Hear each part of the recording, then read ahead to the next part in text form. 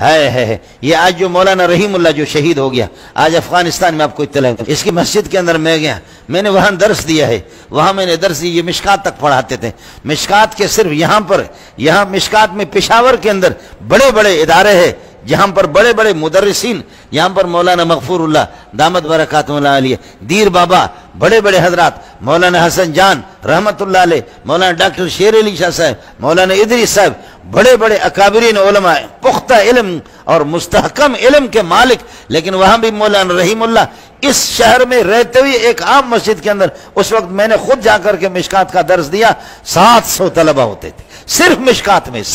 میں 700 تو، اور ابھی افغانستان پچھلے سال گیا تو 2500 طلبہ صرف مشکات میں، 2500 طلبہ بنوری کو تلاش کر رہے ہیں، جو طلبہ کچھ الو کے پٹے ہوتے ہیں اور کچھ پڑھنے والے ہوتے ہیں، کتاب دان ہوتے ہیں، وہ سمجھتے ہیں مشک آنس کے خود ببوید نہ کی اتار بگوید، خوشبو خود مہکتی ہے، چھپاؤ اس کو، یہ ہے کہ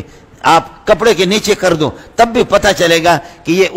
عود ہندی ہے، یہ فلاں خوشبو ہے، خوشبو خود مہکتی ہے، اشتہاروں سے کچھ نہیں ہوتا، یہ ٹیلی ویژنوں سے کچھ نہیں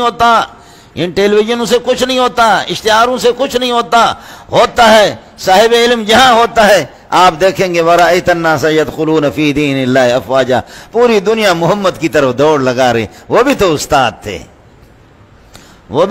تھے، میں مکہ مدینہ میں کبھی جاتا ہوں، مکہ مدینہ جا کر کے پھر مجھے 42 سال ہو گئے کراچی کے اندر، پھر کہتا ہوں الو کا پٹا مولی منظور تو نے کیا کیا، آمینہ کے لال